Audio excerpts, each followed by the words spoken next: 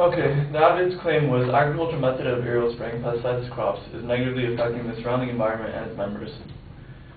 His supporting points were, number one, the method of aerial spraying pesticides to crops is harming wildlife. Secondly, the method of aerial spraying pesticides to crops is polluting the crops. And third, the method of aerial spraying pesticides to crops is harming human health. To start off, the method of aerial spraying pesticides to crops is harming wildlife. First of all, the sources that the advocate used to form this point never specified whether the application was by aerial spraying or any other means of application. Other methods of applying agricultural pesticides include dusting, granules, seed treatments, or baits. Without the method being noted, there is no reason to believe that the cause and effect shown from these studies are tied in any way to aerial spraying of pesticides. The advocate states the declines in bees are due to the use of aerial spraying pesticides, yet no evidence given in the speech supports this. An article from the U.S. Fish and Wildlife Service in 2010, which was an article used by my opponent, states that the decline in the population of pollinators is not necessarily due to the use of pesticides, but may be a result of habitat loss and degradation. The advocate also states that the method of aerial spraying pesticides to crops caused a significant amount of fish and bird kills.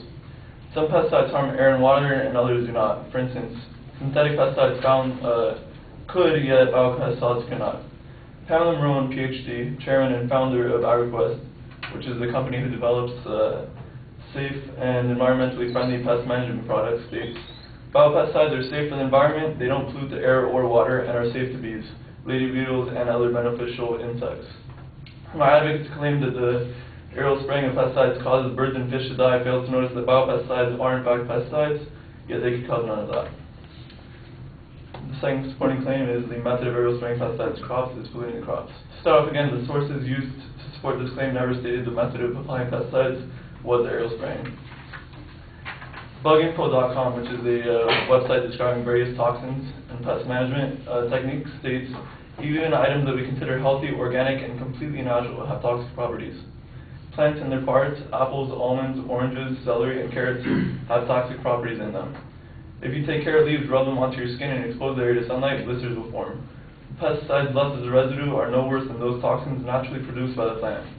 U.S. Fish and Wildlife Service states pesticides are useful to society because they are used to control or kill potential disease-causing organisms and insects, weeds, and other pests. Contrary to popular belief, organic foods are not necessarily pesticide-free. According to the USDA, organic food is produced without using most conventional pesticides. But pesticides are in fact used on organic foods. The pesticides used by organic farmers are considered natural biopesticides.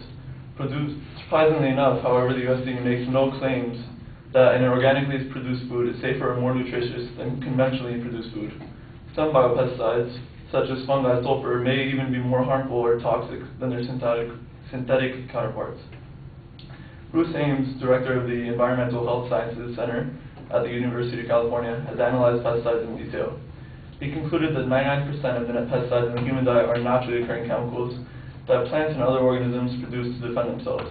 He states the notion that a poison, by virtue of occurring naturally, is somewhat better, safer, or gentler to the environment is hardly logical. The third supporting claim is the method of aerial spraying pesticides to crops is harming human health. The advocate used to study harmful pesticides found in everyday food products. Within this study, it explicitly states on the front page, Lou, which is the director of the study, is quick to point out that there is no certainty that the pesticides measured in this group of children would cause any adverse health effects. For the director of the study to say this means a lot. It shows that while people may believe that these residues left on food can harm your health, it has shown no harm to children, and they're considered to be the most prone to catch disease of us all. My opponent also used the article that compiled 643 documented letters of complaints to reactions they believed they were suffering from aerial spraying pesticides in their area. The truth is that the pesticides used in this whole case were unlike any other and should not be compared to pesticides in general. During the time of September and October in Santa Cruz and Monterey, pesticides were being aerial sprayed that were never previously tested or released as being safe for use. The California Department of Food and Agriculture declared an emergency and obtained the permit to use these untested pesticides. This case is like no other and should not have been used because of this great distinction. Pamela Marone of AgriQuest states that while chemical use in pesticides can cause harm to a human body, these symptoms are highly unlikely, if not impossible, to get from a healthy dose of fruit and vegetables. You are far more likely to get sick if you don't eat the recommended 5 to 9 servings of fruit and vegetables per day. The most recent FDA studies show that dietary levels of pesticide residues found on ready-to-eat foods contain less than 1% of the acceptable daily intake established by the United Nations Food and Agriculture Organizations and the World Health Organization. Rick Melnico, director of the Western Integrated Pest Management Center and the UC Pesticide Coordinator, says that he really isn't worried about the pesticides found in produce. He explains it is important to remember that it is the dose that makes the poison, and there are virtually no illness associated with modern pesticide residue on food. For example, aspirin is poisonous in large doses, but a great remedy for a variety of ailments if taken responsibly. To conclude, I hope you can begin to realize the agricultural method of aerial spraying pesticides to crops pollutes the crops no more than natural toxins, not always harms wildlife, and extremely rarely will it cause any harm to human health. Thank you.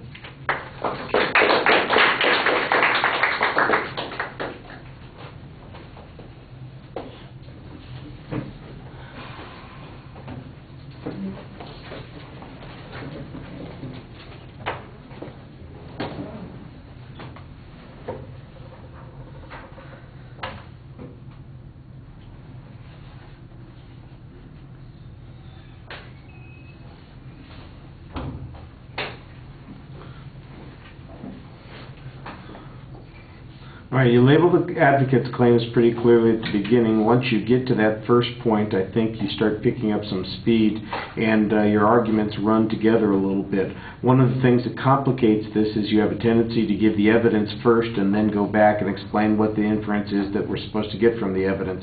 And I think that that's a little bit problematic. I do think that you make a reasonable challenge on the relevance of the advocate's evidence because it's not demonstrated to show that it's a result of aerial spraying. Also, you want to remind us that the importance of the advocate's claim was really about aerial spraying. Some of the counter evidence that you have I thought was pretty good. Again, it's kind of a backwards explanation because you're giving us the evidence and then you're telling us what it means instead of the other order, and that's a little confusing. And like I said, sometimes you're rushing through it a little bit, and your delivery of it sounds like you were reading through it a little bit awkwardly. It does not help sell your argument. The transition to the next point was very clear. It's easy to follow. I thought that you had some good evidence on this particular point, some of the same problems there. I wasn't quite sure how relevant the organic food issue was. The 99% statistic that you had at the bottom of that argument seemed very convincing. And on the third point, again, the label was very clear. This one I thought that you did a better job in making the argument first before pursuing the other information about how it is unique. That the Santa Cruz case is not something that we should be making inference from because it's a unique example. I thought that was a good reasoning challenge there. All right, thank you.